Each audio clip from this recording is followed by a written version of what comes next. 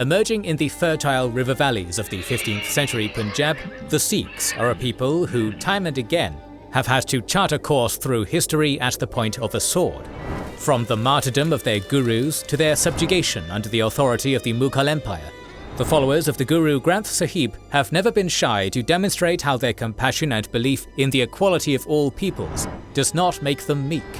In our previous video on the Sikh people, we covered the origins of the Sikhi faith, the lives of the 10 Sikh gurus, and the creation of the Khalsa warrior society.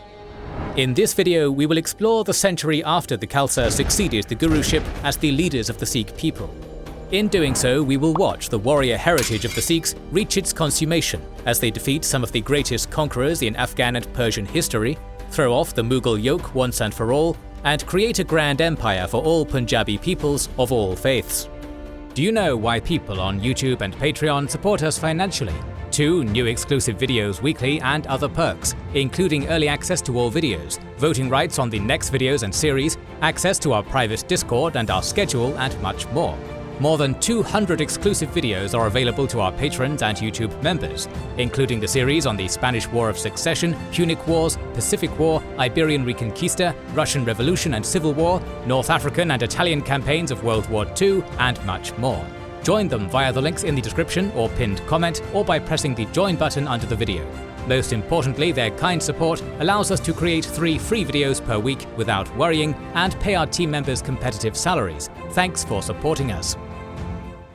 In the autumn of 1708, the 10th and final guru of the Sikh people passed away, succumbing to the wounds he had sustained at the hands of Mughal assassins.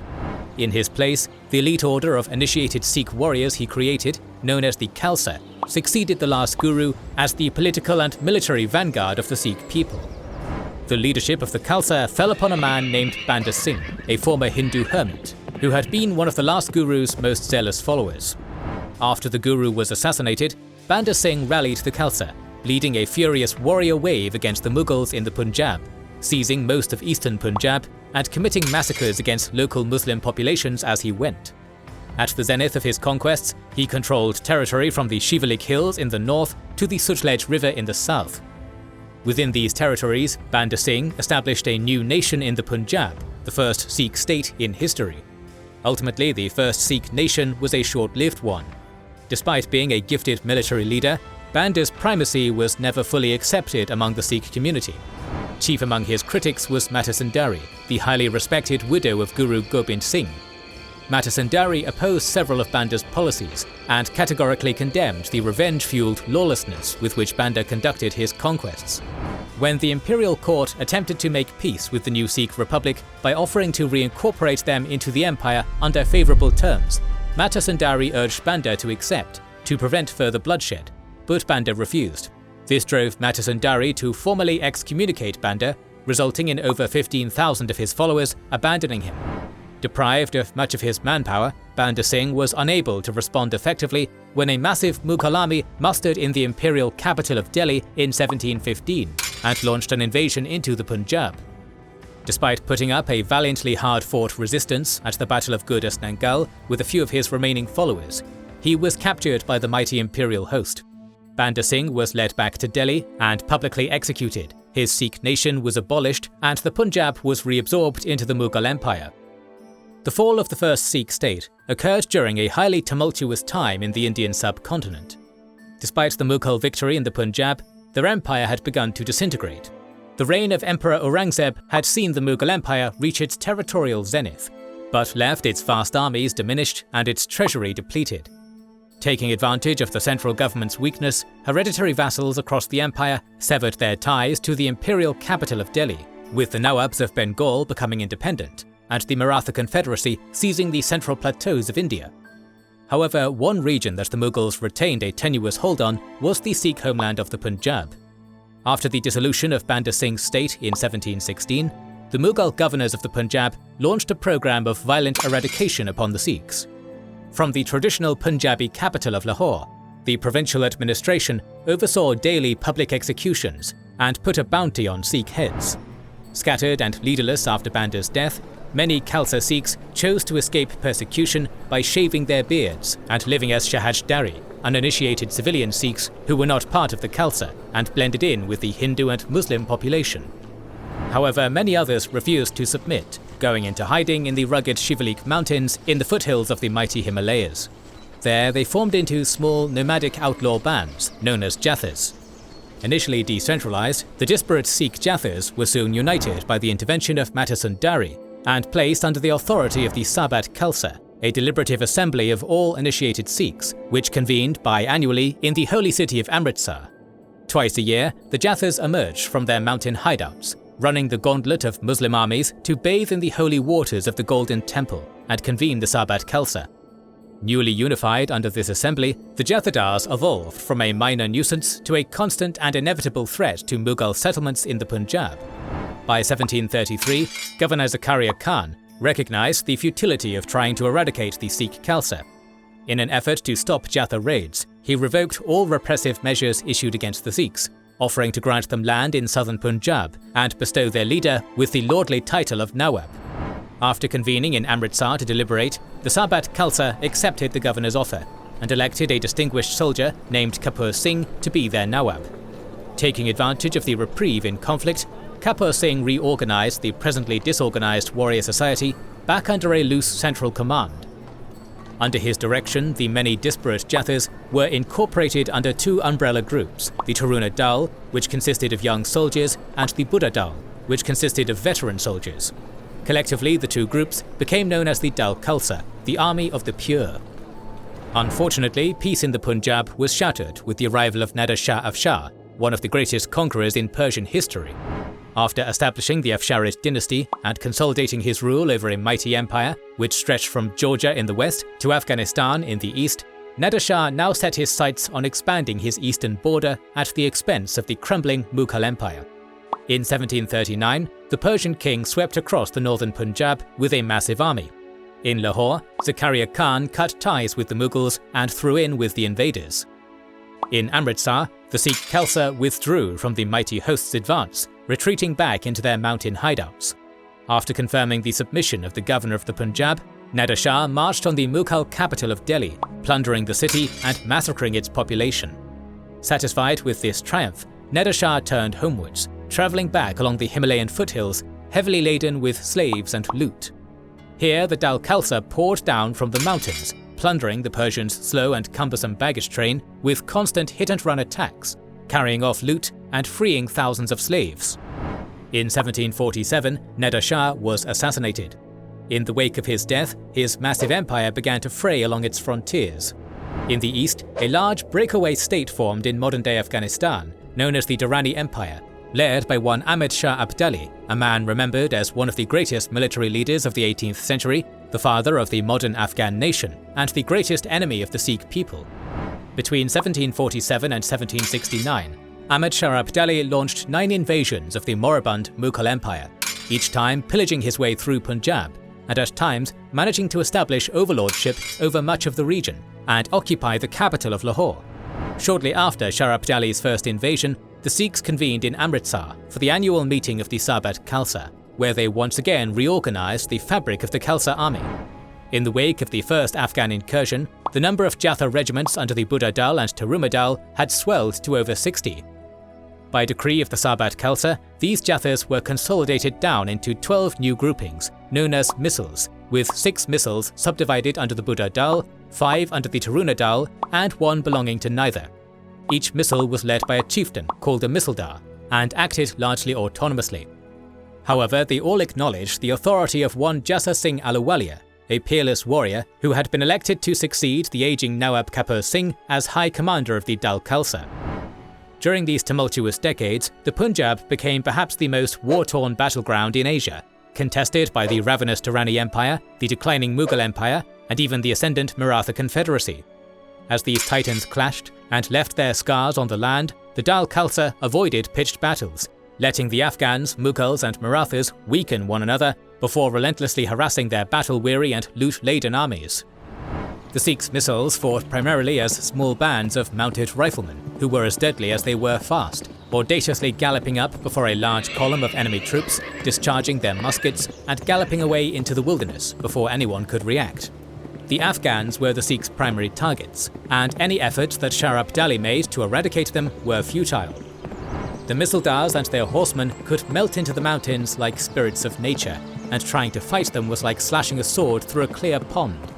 Thus, as the Mughals, Marathas and Afghans continuously mauled each other in the Punjab, their hold on the region grew weaker, while the Sikhs grew stronger, slowly becoming the most powerful army in the province by virtue of patience, guile and attrition. As the provincial Mughal administration was further weakened with every marauding Afghan invasion, the Sikh Misildars took the first steps towards becoming the rulers of the region by beginning to extract tribute from local village clusters in their orbit in exchange for protection. By the 1760s, the Sikhs had successfully filled the power vacuum created by the devastation of the Afghan invasions, with the Misls forming into small territorial states which controlled much of the Punjab's river valley heartland, including the capital of Lahore. While each Misl state was largely independent, they continued to acknowledge the loose overall authority of the leader of the Dal Khalsa, Jassa Singh. This political arrangement led to a coalition of separate but united fiefdoms known to history as the Sikh Confederacy. Through their bravery and adaptability, the Sikhs had not only triumphed over their traditional Mughal oppressors, but outwitted the Persian, Afghan and Marathi invaders as well, outlasting them all, and emerging from the battle royale of 18th century northern India as the masters of their native Punjabi homeland. After 9 invasions of India, Ahmad Shah Abdali died in the year 1772. Without a common enemy to cooperate against, the Misls began warring amongst themselves over the rich estates and property of the former Mughal aristocracy in the Punjab. Even the biannual assembly of the Sabat Khalsa could not solve these disputes, while an aging Jassa Singh was now too past his prime to wrangle the states which were ostensibly under his suzerainty. It was evident that the Misls had seen their day, and if the Punjab was to remain free from the great powers which still encircled it, it would have to be united under one man, who could repair the divided Khalsa and create a strong centralized state, which all Punjabis could call their own. That man was named Ranjit Singh. In 1792, Ranjit Singh ascended to the chieftaincy of the Sukachakya Misl at the age of 12. Even as an adolescent, the young Misildar was exceptionally formidable, surviving an attempt on his life by killing his would-be assassin at the tender age of 13. Ranjit Singh had inherited an advantageous position. The Sukachakya Misl was currently the strongest of the Misls, and allied with the also prominent Kanhaiya Misl through Ranjit's political marriage to the daughter of its dynastic female chieftain, Sadak Kaur. A fearless military leader, Sadak Kaur was instrumental in rearing her son-in-law into the great man he would soon become. Ranjit Singh's rise to prominence came in 1797, when at the mere age of 17, he fended off a Durrani invasion led by Shah Zaman, the grandson of Ahmad Shah Abdali. Riding upon the renown earned from this triumph, Ranjit Singh brought the other Misls under his command, and with his mother-in-law's military aid, seized the capital of Lahore in 1799 from the 3 Misildars who had been dividing the city amongst themselves prior.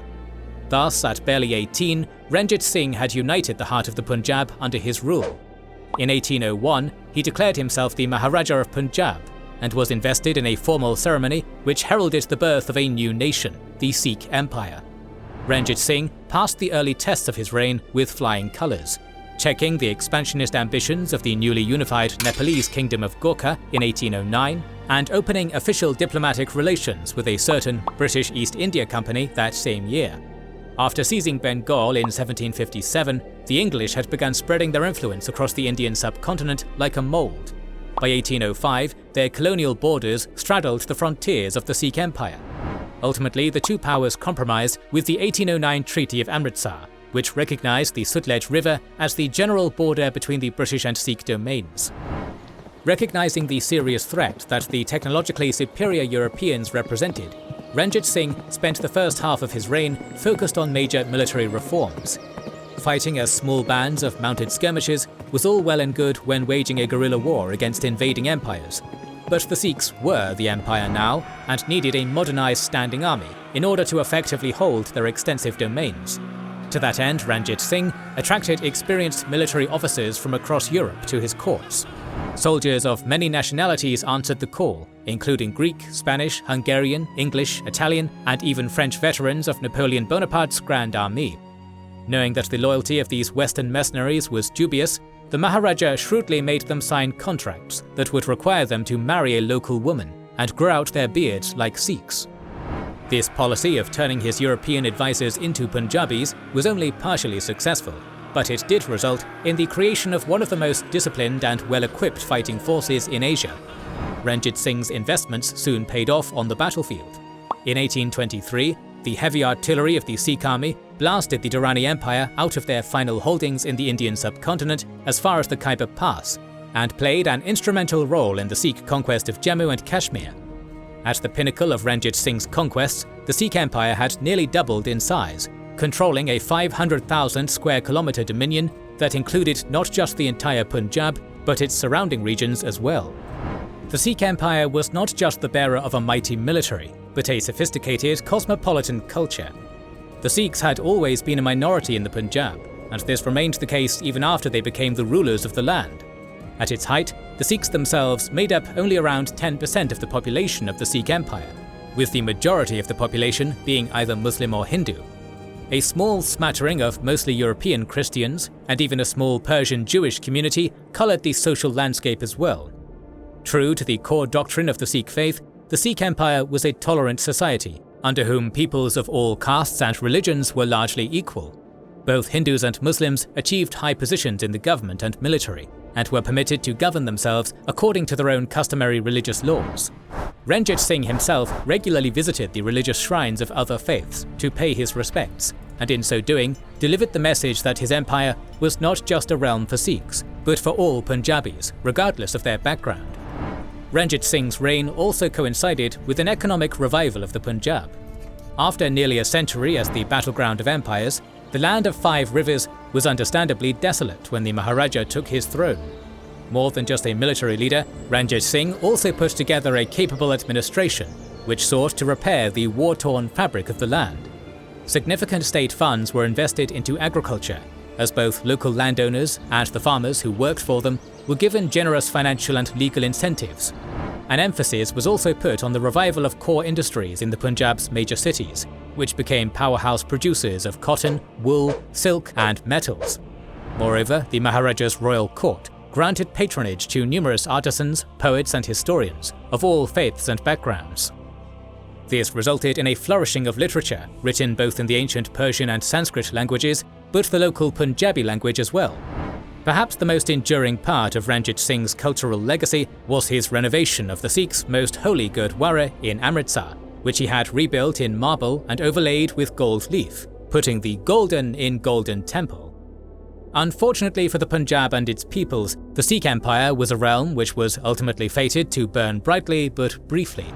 In 1839, its mighty founder passed away from multiple health complications at the age of 58. With his death, infighting immediately consumed the realm he had built, as his inferior successors squabbled over his chair.